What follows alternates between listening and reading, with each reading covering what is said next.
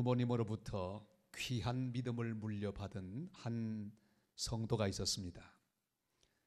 얼마나 축복입니까? 태어나자마자 찬송 소리를 듣고 또 예배할 수 있는 가정 분위기에 자라는 게 큰 복 중에 복입니다. 그런데 문제가 생겼습니다. 3대째 귀한 믿음을 잘 물려주기 위하여 어릴 때부터 자녀들을 열심히 키웠습니다. 주일학교를 졸업을 하고 중고등부도 잘 마쳤습니다. 그런데 이 두 아이가 대학에 들어갔는데 어느 날 심각한 모습으로 아버지를 찾아왔습니다. 아빠. 그리고 신앙 독립선언을 합니다. 아빠가 믿는 종교로 우리를 압박하지 마세요. 딸이 말합니다. 지금 이대로가 너무 행복하니 굳이 하나님이 내 인생에 필요가 없어요. 아들이 말합니다. 아빠, 하나님의 존재에 대해서 확신이 서질 않습니다. 여러분, 이럴 때 어떻게 하면 좋습니까? 내가 믿음 생활 잘하는 것도 중요하지만 내 믿음을 다음 세대에 넘겨주는 것, 그건 얼마나 중요한 일인지 모릅니다. 우리는 자녀들에게 몸을 물려주었습니다. 아이들 이렇게 보면요, 나의 DNA가 그 안에 다 있어요. 얼마나 닮았는지 몰라요. 외모가 닮았습니다. 성품이 닮았습니다. 우리가 몸을 물려주었습니다. 우리 속에 있는 여러 가지들을 그들에게 물려주었습니다. 그리고 우리는 좋은 것들을 그들에게 많이 물려주고 싶은 마음이 있습니다. 재산도 좀 물려주었으면 좋겠고, 좋은 전통도 물려주었으면 좋겠고, 습관도 물려줄 수 있었으면 얼마나 좋겠습니까? 그러나 가장 중요한 것은 다음 세대에 신앙을 물려줘야 합니다. 내가 가진 하나님을 향한 사랑과 믿음을 물려주지 못한다면 다른 것 다 물려주어도 별로 가치가 없을 것입니다. 아이들이 어릴 때 용인에 있는 그 공원에 놀러 갔던 적이 있었습니다. 여러 나라를 이렇게 배를 타고 쭉 도는 지구마을이라고 하는 그런 놀이 시설에 들어갔습니다. 쭉 배를 타고 가는데 계속해서 노래가 들려옵니다. 세계를 돌고 돌아 별처럼 많은 나라, 알고 보면 우리들은 지구마을 한 가족. 어제 별은 조상별, 오늘 별은 가족별, 내일 별은 자손별. 자자손손 밝은 별. 이 노래가 얼마나 반복되는지, 반복되고 또 반복되는지. 나왔더니 그때 한 4살밖에 안 된 우리 딸아이가 얼마나 그 노래를 잘 부르는지 제 마음에도 그 노래 가사가 남아버렸습니다. 특별히 어제 별은 조상별, 오늘 별은 가족별, 내일 별은 자손별, 자자손손 밝은 별. 여러분, 그렇게 되지 않겠습니까? 어제 가졌던 우리의 믿음의 선조들이 가졌던 믿음을 우리가 물려받았습니다. 그런데 역시 우리 다음 세대도 그 믿음을 물려받아서 자자손손 반짝반짝 빛나는 믿음을 또다시 넘겨주는 그런 가문을 우리가 이루어야 되지 않겠습니까? 잘못하면 믿음을 물려주는 일에 실패할 수 있습니다. 마치 계주의 바톤처럼 반드시 우리가 가진 이 귀한 신앙의 가치관을 우리 다음 세대에 넘겨줘야 합니다.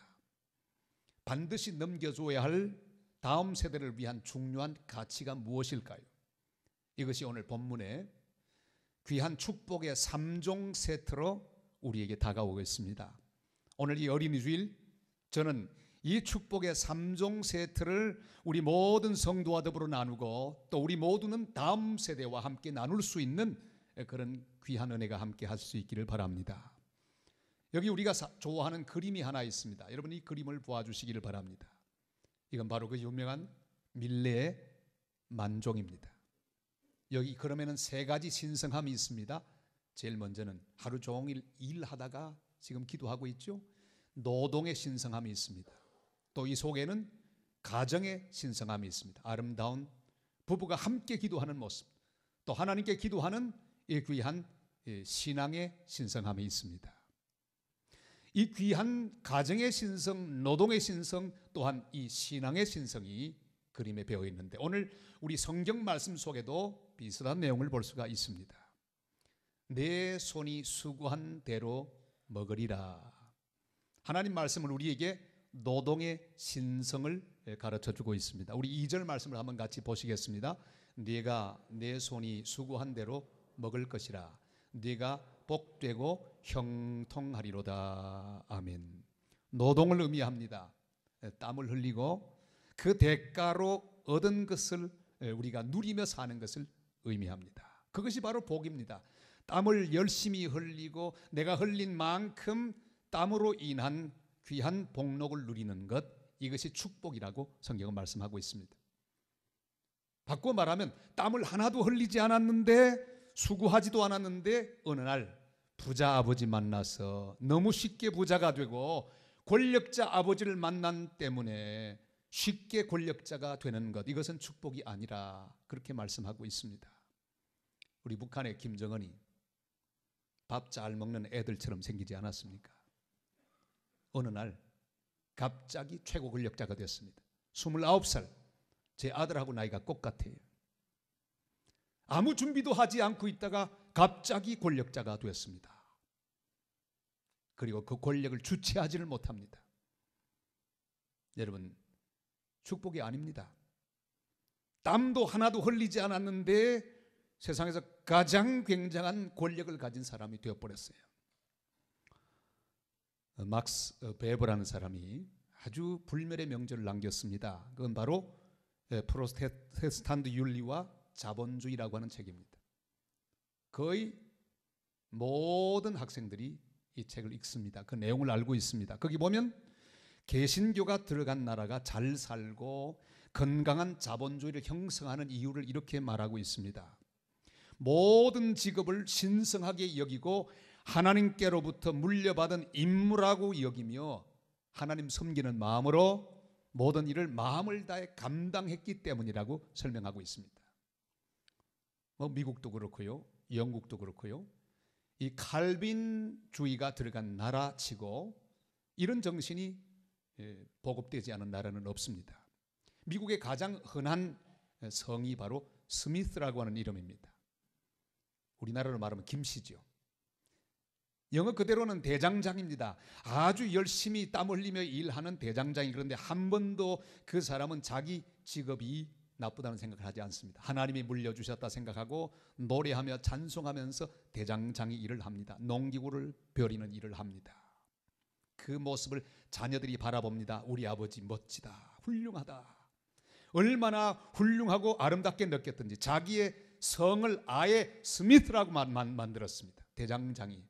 그리고 그 성을 아들에게 또 물려줍니다. 아들은 그 대장장이의 직업을 그대로 또 물려받습니다. 이렇게 하여 철강 산업도 세워지고 중공업도 발전하게 되는 기틀을 만들었다고 설명하고 있습니다. 베이컨은 뭡니까? 제빵 업자죠. 빵을 만드는 사람. 여러분, 빵을 만드는 일도 하나님이 주신 일로 생각하고 사명으로 생각하고 부지런히 반죽하고 아주 기쁘게 즐겁게 멋진 빵을 만듭니다. 사람들에게 맛있고 신선한 빵을 공급합니다. 늘 얼굴에 웃음이 가득 찹니다. 그 모습을 자녀들이 봅니다. 야, 우리 아버지 멋져. 저렇게 자신이 하고 있는 일에 만족하는 우리 아버지 참 존경스러워. 그리고 자기의 이름을, 자기의 성을 베이크라고 그렇게 지었어요. 그리고 자녀들은 그 귀한 일을 또 물려받습니다. 하나님이 주신 사명이라고 생각하고 그 일을 합니다. 그것이 이 자본주의의 뿌리를 깊이 내리는 토대를 만들었다고 말하고 있습니다. 테일러라는 이름도 있죠. 엘리자베스 테일러, 양복 기술자라 그 말이죠. 하루 종일 양복을 만드는 이 기술자가 그 일을 하나도 천하다고 생각하지 않습니다. 기쁨으로 그 일을 감당합니다. 사람들에게 친절하고 아주 아름다운 옷을 만들어서 입힙니다. 동네 사람의 존경을 받습니다. 그리고 자기의 성을 베이크라고 합니다. 아들도 기쁨으로 그 성을 물려받았습니다. 여러분, 모든 일이 하나님이 나에게 주신 사명이라고 생각하고 땀을 흘리고 땀을 흘린 만큼 그 땀으로 먹고 사는 것, 이거 축복이라고 하는 가치관, 이것이 개신교, 우리 칼빈주의의 가장 중요한 핵심 중에 하나입니다. 그러나 지금 세대 사람들은 달라진 가치관을 가지고 있습니다.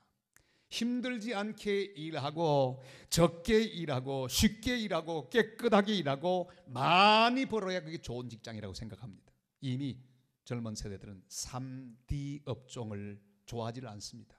더럽고 위험하고 또한 어려운 일, dirty, dangerous, difficult, 이건 좋아하지 않습니다. 이미 제3세계에서 온 사람들이 그 일을 다 차지하고 우리의 젊은이들은 좀 더 쉽고 편안하고 적게 일하고 더 많이 벌 수 있는 그런 직장으로 마음을 다 던지고 있는 모습을 우리는 바라봅니다. 지난 주간 저희 교회 부목사를 하시던 최성수 목사님 심호하는 베델교회 집회를 했습니다. 교회가 많이 부흥하는 모습을 보고 아주 즐거웠습니다. 그런데 그 아이들 선민이 얼마나 선우 선민이가 얼마나 많이 컸던지요. 키가 183이에요. 고등학교 2학년이 벌써 됐어요. 재밌는 소리를 들었습니다. 엄마가 물었어요. 얘 소인우야 앞으로 뭐 되려고 그러네? 뭐 하려고 하니? 물었더니 아주 이 아이가 재밌는 대답을 했습니다. 엄마, 돈 걱정 없이 살고 싶어.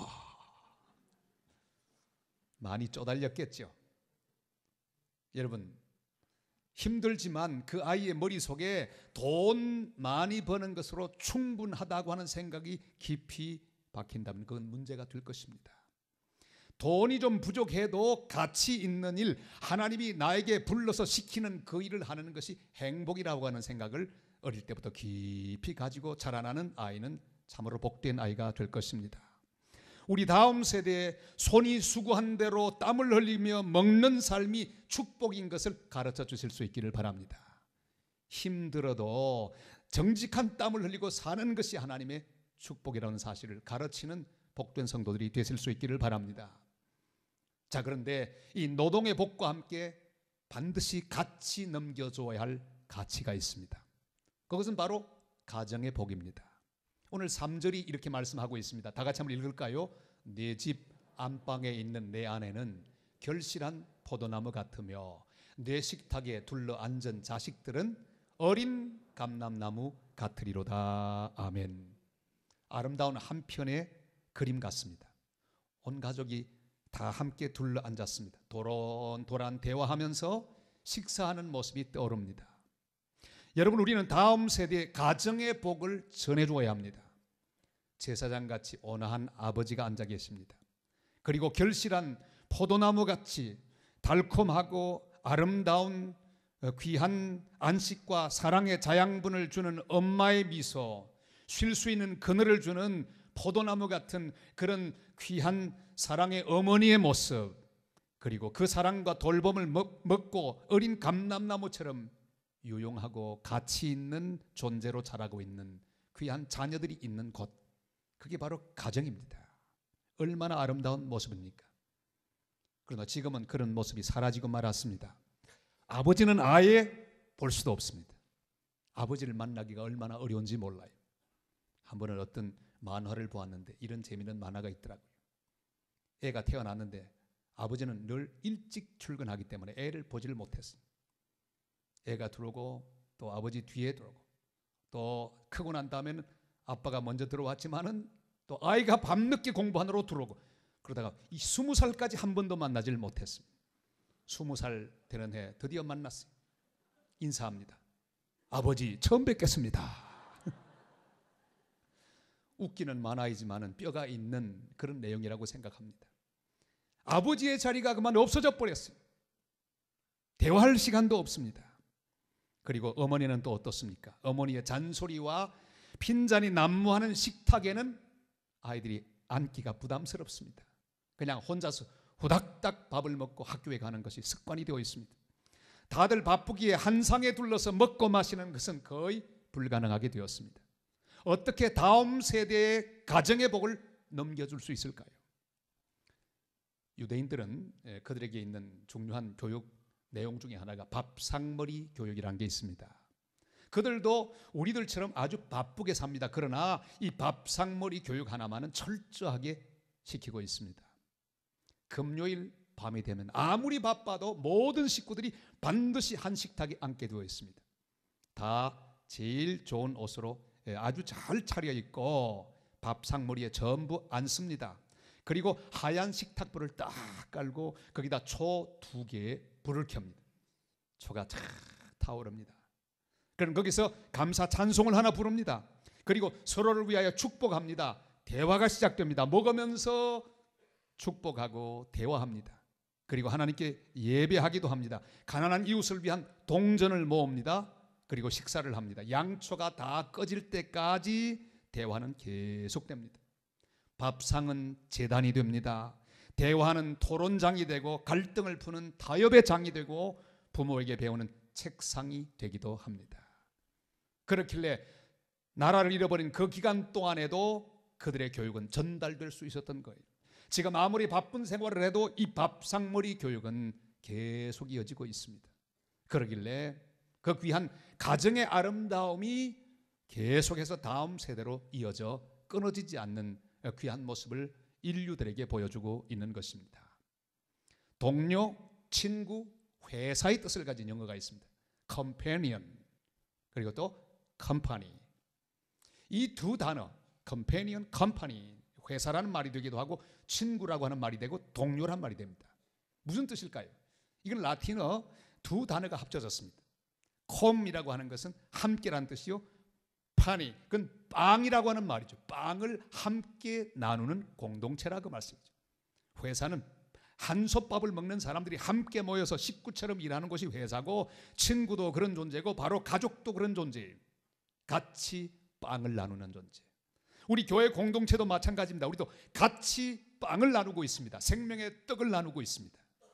여러분, 가정은 함께 모여서 빵을 나누고 사랑을 나누고 위로를 나누고 격려를 나누는 그런 공동체가 꼭 되어야 합니다. 가정재단을 회복해야 합니다. 가정 식탁을 회복해야 합니다. 가정의 교제를 회복해야 합니다. 이 가정의 아름다운 나눔의 장소가 항상 있어야 합니다. 가정 식탁이 바로 책상으로 변하는 이런 아름다움이 꼭 있어야 합니다. 가정 예배를 드리자 하면 도망가는 자식들이 있습니다. 제가 가끔 이제 신방을 가면 그 가장이 보통 부릅니다. 얘들아 부르는데 아예 안 부르는 집도 있고, 혹 부르면요 아이들이 나오는데 그 인상이 가관입니다. 못마땅해서. 그리고 앉아있는 아이들은 그대로 괜찮아요. 근데 어떤 아이들은요 또 반항합니다. 나 바빠. 사랑하는 여러분, 우리의 가정에 재단이 있어야 합니다. 우리의 가정에 사귐이 있어야 합니다. 소통이 없고 재미가 없는 가정은 절대 같이 앉아서 예배할 수 없습니다. 가정식당, 가정재단, 가정토론장, 가정안식처를 회복하여서 다음 세대에도 아름다운 가정의 축복을 넘겨주실 수 있기를 바랍니다. 뉴욕에 가면 크리스티 경매사가 있습니다. 근데 편지 한 장이 무려 69억 원에 낙찰이 되었습니다. 여러분 놀랍지 않습니까? 편지 하나가 무슨 69억 원이나 갈까요? 그 편지는 바로 노벨 수상자인 영국의 생물학자 프랜시스 크리라고 하는 사람이 자기 아들에게 쓴 편지입니다. 그는 DNA의 이중 나선 구조를 발견하고 그것으로 노벨 생리학상을 받았습니다. 자, 그런데 그 귀한 구조를 발견하고 기자들에게 공개하지 않고 친구들에게 공개하지 않고 선생들에게 공개하지 않았습니다. 먼저 그 기쁨을 매스컴에 알리기 전에 아들에게 편지를 썼습니다. 제임스 왓슨과 나는 제일 중요한 발견을 한 것 같아. DNA의 구조를 설명하는 모델을 만들었단다. 이것은 매우 아름답다. 우리는 생명에서 나오는 기본적 복제 메커니즘을 발견했다. 나중에 집에 가면 이중 나선 구조 모델을 보여줄게. 얘야, 많이 사랑한다 아버지가. 여러분, 이 편지 하나가 왜 69억 원이나 호가하는 귀중한 보물이 되었을까요? 노벨상을 받았기 때문에? 아니에요. 그 아버지의 마음속에 있는 아들을 귀하게 여기는 마음, 가정을 귀하게 여기는 마음, 다음 세대를 귀하게 여기고 소통하려고 하는 그 마음이 사람들에게 전달되어 그 편지의 가치가 그렇게 높아지지 않았겠습니까? 여러분, 그렇습니다. 돈 69억 원보다 더 귀한 것, 그것은 아버지가 다음 세대를 걱정하고 다음 세대에게 관심을 가지고 소통하며 또 대화하고 넘겨주는 이 귀한 가치관, 대화하는 그 대화, 그것은 돈으로 계산할 수 없는 가장 귀한 보배 같은 그런 요소가 될 줄로 믿습니다. 사랑하는 여러분, 이 귀한 사랑과 관심과 소통이 있는 아름다운 가정의 복을 다음 세대에 꼭 넘겨주는 복된 성도들이 다 되시기를 주님의 이름으로 부탁을 드립니다. 자, 그런데 아무리 귀한 가정의 복, 아무리 귀한 노동의 복이 있어도 이 세 번째 것이 없으면 소용이 없습니다. 그게 뭘까요? 신앙의 축복입니다. 성경은 시온의 복이라고 말하고 예루살렘의 복이라고 말하죠. 우리 5절 6절을 같이 보겠습니다. 여호와께서 시온에서 네게 복을 주실지어다. 너는 평생에 예루살렘의 번영을 보며 네 자식의 자식을 볼지어다. 이스라엘에게 평강이 있을지로다. 아멘. 노동의 축복과 가정의 축복은 바로 시온의 복과 연결되어 있습니다. 교회 생활과 연결되어 있습니다. 신앙생활과 연결되어 있습니다. 이스라엘 민족의 삶의 센터는 바로 시온이었습니다. 예루살렘 성전이었습니다. 여러분, 우리의 자녀들은 가정에서 안정을 얻고 사랑을 배우고 용서를 배웁니다. 그러나 가장 중요한 것은 교회를 통해 이들이 영적으로 성장하고 은혜를 공급받고 믿음이 자라야 되는 것입니다. 그들이 평생 여호와의 집에 거하면서 교회를 사랑하고 봉사하는 사람들이 되게 해야 합니다. 교회가 바로 우리가 받는 축복의 통로라고 하는 사실을 알게 하고 교회를 더 사랑하고 교회 평안과 번영을 위해 봉사하는 것이 얼마나 귀한 것인지 우리의 다음 세대들에게 강조하고 가르쳐 주어야 합니다. 사랑하는 여러분, 아이들 옆에 있는데 함부로 교회나 성도들의 흉보는 이야기를 하면 곤란합니다. 다 옆에서 듣고 있어요. 교회의 부정적인 면을 아이들이 있는 앞에서 절대로 하지 마시기를 바랍니다. 이 아이는 그냥 배웁니다. 아하, 저렇게 하는 거로구나. 그저 저렇게 흉보고 또 저렇게 부정적인 이야기해도 괜찮은 거구나. 이 아이는 자라서 그 부모보다 훨씬 더 부정적인 사람으로 자랍니다. 교회 안에서 말썽꾸러기로 자라게 된다는 사실을 기억하게 되시기를 바랍니다. 지난 주간에 양평에 있는 한 어머니로부터 전화를 받았습니다. 목사님, 반갑습니다. 저 산성교회 허원근 목사입니다. 목사님, 저는 산성교회 청년부에 다니는 아무개 어머니입니다. 우리 아이 잘 다니고 있는지 궁금해서 지금 거기서 대학을 다니는데 교회 잘 다니는지 헌금은 잘하는지 궁금해서 제가 전화 걸었습니다. 목사님 좀 알아봐 주세요. 예, 알겠습니다. 그리고는 바로 청년부 목사님에게 부탁했어요. 다 알아봤습니다. 교회도 잘 나오고 헌금도 잘하고 봉사도 잘한다고. 그 목사님이 바로 그 어머니에게 전화를 해주었어요. 여러분의 자녀가 저 다른 도시에 그냥 잘 살고 있다고 생각하지 마시고 관심을 가지고 여러분도 그 교회 목사님에게 꼭 전화하시길 바랍니다. 우리 딸, 우리 아들 교회 잘 다니는지 모르겠습니다. 목사님 좀 잘 부탁합니다. 한마디 하세요. 확인하세요. 그냥 버려두지 말고 가끔 전화해서 야, 너 교회 가지? 안 가면 안 돼? 그걸로 만족하지 마시고 꼭 챙기시기를 바랍니다. 왜? 그들이 교회를 멀리하고 교회 안에서 은혜를 받지 못하고 교회를 벗어나게 되면 그들의 모든 삶은 다 균열이 갈 수밖에 없다는 사실을 우리는 기억하기 때문입니다. 사랑하는 여러분, 대학 들어가서 신앙 독립을 선언하는 자녀들이 자꾸만 늘어가고 있습니다. 여러분, 우리는 자녀들에게 우리 믿음을 물려주어야 합니다. 노동의 복과 귀한 가정의 복과 함께 신앙의 복, 교회 생활의 복, 이 귀한 복을 반드시 자녀들에게 물려주실 수 있기를 바랍니다. 그럼 어떻게 하면 이 복을 틀림없이 물려줄 수 있을까요? 오늘 1절 말씀 우리에게 그 답을 주고 있습니다. 다 같이요. 여호와를 경외하며 그의 길을 걷는 자마다 복이 있도다. 4절도 이렇게 말씀합니다. 다 같이요. 여호와를 경외하는 자는 이같이 복을 얻으리로다. 아멘. 여기에 답이 있습니다. 우리가 여호와의 길을 잘 걸어가야 합니다. 우리가 잘 걸어가면 우리의 자녀들이 우리를 따라올 것입니다. 우리가 여호와를 경외해야 합니다. 우리가 참으로 여호와를 두려워하며 주님의 길을 잘 걸어가면 우리의 자녀들은 반드시 우리가 가는 길을 향해 계속해서 믿음의 길을 걷게 될 줄로 믿습니다. 저는 아이들을 키우면서 솔직한 말로 마음이 둘이 있었습니다. 특별히 아들을 향한 마음이 둘이 있었어요. 하나는 나를 이어서 그저 하나님 종 되면 좋겠다, 목사가 되면 좋겠다 하는 생각이 있는 반면에 또 한 마음은 에이, 그저 우리 아들은 돈 잘 버는 장로님이 됐으면 좋겠다, 이 마음이 있어요. 두 마음이 동시에 있었습니다. 그리고 아이에게 말했습니다. 얘야, 하나님께서 너를 축복해 주기를 바란다. 네가 뭘 하든지 아빠는 네가 목사 되는 걸 강요하지 않는다. 네 마음대로 생각하고 기도하다가 결정해라. 대학을 졸업한 어느 날 저에게 찾아왔습니다. 그리고 말합니다. 아빠, 나 목사 될래. 한편으로는 반가웠는데 한편으로는 조금 실망이 됐어요. 왜? 꼭 목사 안 해도 괜찮아. 그랬더니, 아니야 아빠, 나 목사 돼야 되겠어. 왜? 얘기해봐. 아빠, 내가 어릴 때부터 아빠 뒤를 쫄쫄 따라다니면서 아빠를 지켜보았거든. 보았더니 아빠가 너무너무 행복하게 사는 것을 내가 보았어. 나도 내 인생 행복하게 살기를 원해. 얼마나 가슴이 찡하던지. 아하, 잘 전달이 되었구나. 지금까지의 삶이 실패가 아니었구나. 여러분, 우리 자녀들에게 내가 가진 가치관, 믿음, 이 귀한 것들을 물려주기 전에는 우리 인생의 대부분의 사명은 끝나지 않았다는 사실을 기억하게 되시기를 바랍니다.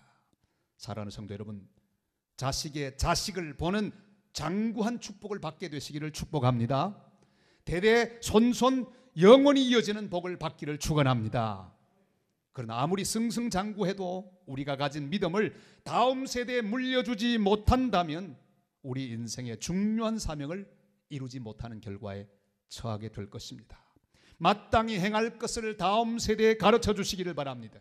손이 수고한 대로 먹는 노동의 축복을 가르치고 전해주시기를 바랍니다. 사랑과 용납과 안식이 있는 가정의 복을 넘겨주시기를 바랍니다. 무엇보다 평생 믿음으로 살며 교회에 속하며 교회를 사랑하고 교회를 섬기며 교회를 부흥시키는 복된 믿음의 사람이 되도록 믿음을 다음 세대에 넘겨서 그들이 또 그들의 자식을 책임질 수 있는 자식의 자식을 주님 오실 때까지 보는 복된 성도들 다 되시기를 주님의 이름으로 축원합니다.